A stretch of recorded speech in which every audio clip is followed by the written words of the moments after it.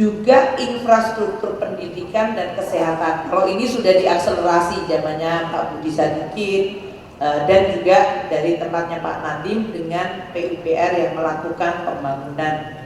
Penyediaan rumah murah menjadi salah satu hal yang akan ditingkatkan, dan di dalam anggaran infra ini adalah untuk keberlanjutan IKN serta transformasi ekonomi, terutama untuk membuka daerah-daerah industri baru.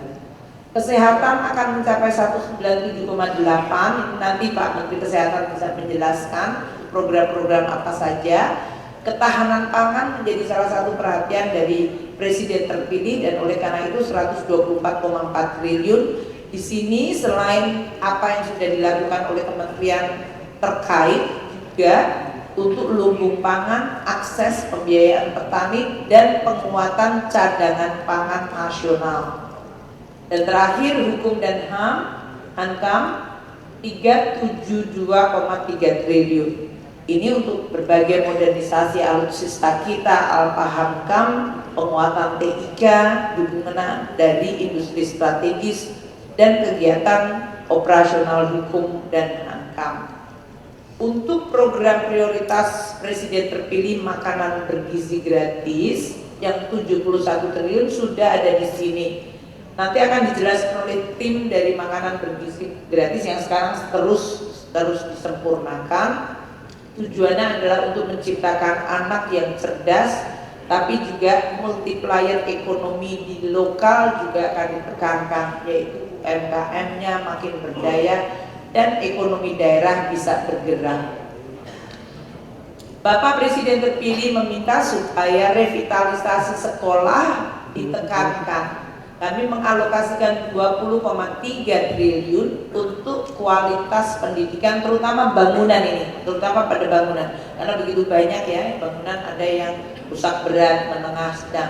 Jadi ini nanti akan dibuat menjadi prioritas bagi pemerintahan baru, sehingga mereka bisa membuat target rehabilitasi dan perbaikan sekolah. Untuk tahun 2025, 22.000 sekolah umum dan keagamaan. Jadi diharapkan juga menciptakan multiplier, karena ini konstruksinya sederhana, bisa dilakukan oleh perusahaan konstruksi lokal.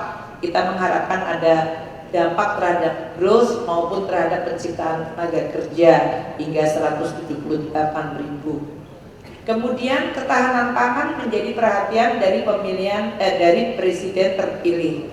Kita mengalokasikan 124,4 triliun dari mulai sisi praproduksi, produksi, distribusi, pemasaran, hingga di sisi konsumen, yaitu dari sisi makanan bergizi, kartu sembako maupun stabilitas harga.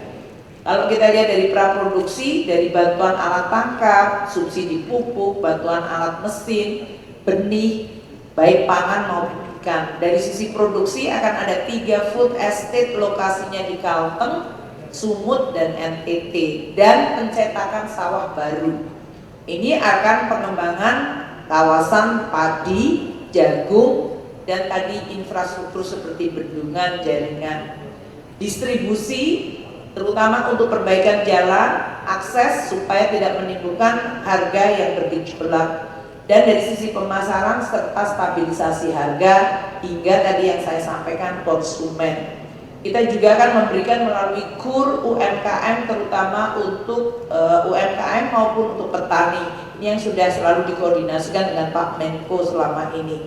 Gerakan pangan murah di 39 lokasi akan dilakukan, ini terutama pada saat biasanya masa-masa paceklik. Ketahanan energi adalah prioritas yang juga penting dari Presiden terpilih.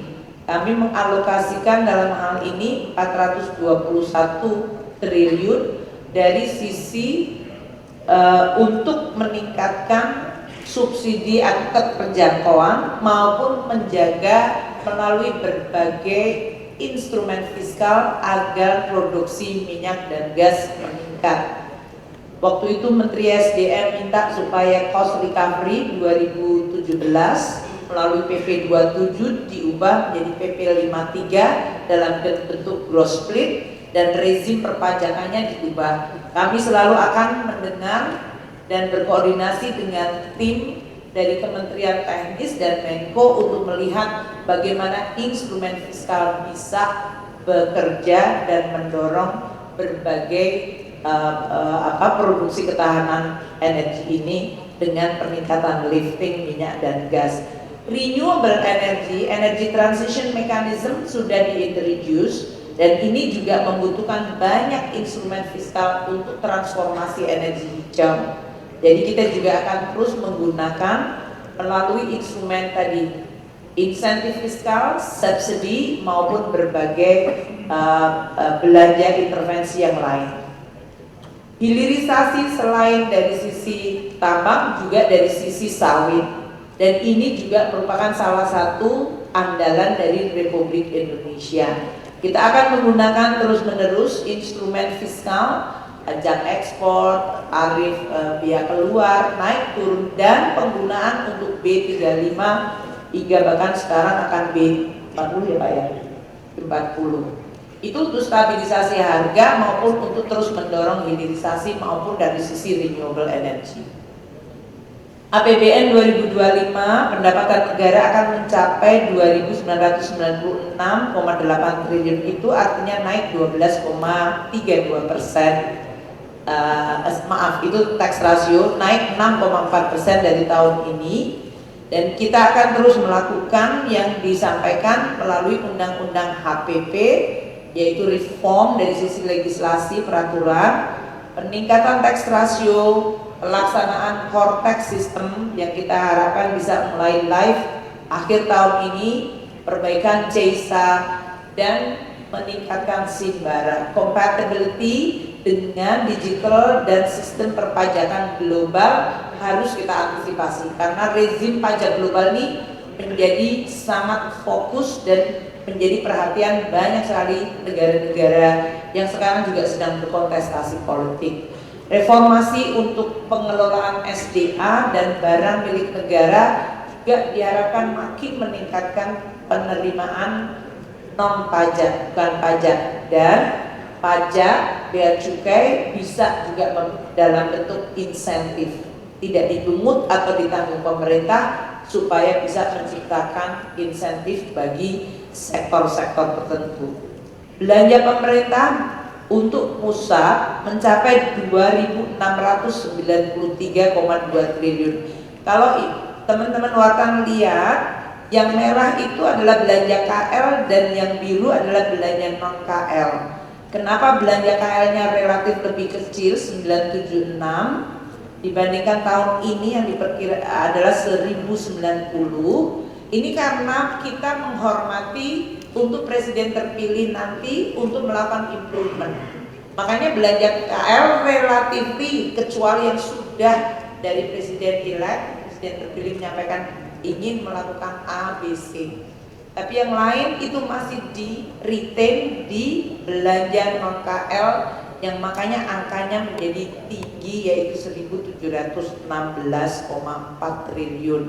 Ini nanti pada bulan Oktober untuk bisa dialokasikan dan biasanya nanti naik pada executing kementerian atau lembaga yang dipilih untuk melakukan tugas tertentu, entah itu makanan bergizi, entah itu hal lain seperti tadi perbaikan sekolah dan hal-hal yang menjadi prioritas dari presiden terpilih. Belanja akan terus diakselerasi, efisiensi belanja terutama belanja barang dan operasional pemerintah harus terus ditingkatkan, belanja modal untuk bisa terus meningkatkan produktivitas, dan subsidi serta perlindungan harus makin tepat sasaran seperti yang memang menjadi target dari pemerintahan presiden terpilih. Transfer ke daerah akan meningkat 919,9 triliun, ini naik 7,3%. Namun tidak hanya levelnya, tapi sinergi harmonisasi dengan fiskal pusat daerah itu penting sekali. Dan kegiatan ini yang didanai oleh TKDD diharapkan mampu menciptakan growth dan kesejahteraan, well-being, serta membuat daerah itu makin konvergen. Artinya transfer itu yang untuk daerah yang miskin memang diberi dengan formula lebih banyak, ada afirmasi dibandingkan daerah yang memang sudah maju, sehingga yang tertinggal bisa kemudian mengejar ketertinggalan. Kita berharap daerah juga meningkatkan kemampuan penerimaan pajak asli daerah, local taxing power, dan daerah juga mulai makin sophisticated untuk mengelola APBD-nya dengan pembiayaan inovatif. Sehingga mereka tidak 100% tergantung dari transfer saja. Subsidi kompensasi untuk tahun 2025 mencapai 525. Kalau kita lihat subsidi energi dan kompensasi 394,3 triliun dan subsidi non energi 131,3. Kenaikan cukup tinggi pada subsidi non energi di bawah Bu, kelihatan naik. Itu terutama untuk tadi ketahanan pangan karena kita mengalokasikan hingga 9 juta ton pupuk subsidi. Ini kenaikan dari yang tadinya angkanya ada di 6 hingga 7 juta ton. Ini tentu perlu untuk tetap dijaga dari sisi ketepatan sasaran. Subsidi yang lain yang tetap LPG 3 kilo, solar, minyak tanah, dan subsidi listrik terutama untuk rumah tangga miskin dan rentan serta transisi energi akan dilakukan menggunakan anggaran untuk ketahanan energi ini. Kita juga memberikan yang subsidi non energi ini untuk masyarakat berpendapatan rendah, terutama untuk pembelian rumah. Ini yang kemarin menjadi salah satu isu untuk mengakselerasi 1 juta rumah untuk MDR, dan untuk tahun depan mungkin akan ada target baru yang akan ditetapkan oleh pemerintahan presiden terpilih. KUR akan terus disediakan subsidi untuk bunganya, baik untuk UMKM, petani, nelayan, dan kita juga masih menggunakan insentif pajak yang ditanggung pemerintah untuk sektor-sektor pilihan. Kalau kemarin perumahan, otomotif, itu nanti adalah presiden terpilih bisa menetapkan sektor mana yang akan menjadi sektor perhatian. Terakhir saya akan bicara tentang defisit. Tadi disampaikan defisit untuk 2025 adalah ada 2,53% dari GDP atau angkanya dari 600 ya 2,53%. Itu angkanya kayaknya salah nih. Oh, ini keseimbangan primernya yang biru 63 ya. Dia nggak menunjukkan angkanya yang di depan tadi posturnya 616. Keseimbangan primer akan mengalami sedikit widening 63,3. Kita berharap ini akan bisa tetap dijaga dan makin mengecil. Defisit akan terus dijaga relatif pada level yang aman meskipun kadang bergerak karena situasi ekonomi terus dinamis. Pembiayaan dijaga terus prudent, inovatif, dan produktif. So far kita dalam situasi yang relatif baik di dalam guncangan tadi suku bunga naik, volatilitas exchange rate maupun capital flow, dan kenaikan yield di negara-negara maju. Kita juga menyediakan fiscal buffer seperti yang terjadi turbulensi dari mulai tahun 2022, 2023, dan 2024 ini. Ada fiscal buffer sehingga menyebabkan seolah-olah ekonomi kita relatif stabil walaupun tekanan terasa. Ini tidak membuat kita goyang atau menggelimpang seperti beberapa negara yang mengalami krisis fiskal yang kemudian menimbulkan krisis politik dan sosial.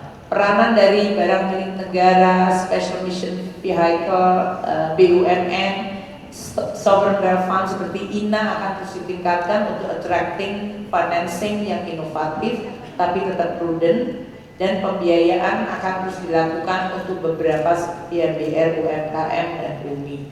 Jadi saya tutup, APBN terus menjaga dan mendukung transisi politik ini secara smooth dan efektif. Kita terus fokus sesuai dengan arahan dari Presiden saat ini dan Presiden terpilih adalah tema keberlanjutan, penguatan, dan akselerasi. APBN adalah instrumen yang merespons berbagai tantangan yang sering muncul baik dalam bentuk shock absorber maupun counter cyclical, dan APBN dijaga kredibel, akuntabel, sehat, serta berkelanjutan. Demikian Pak Menko, terima kasih.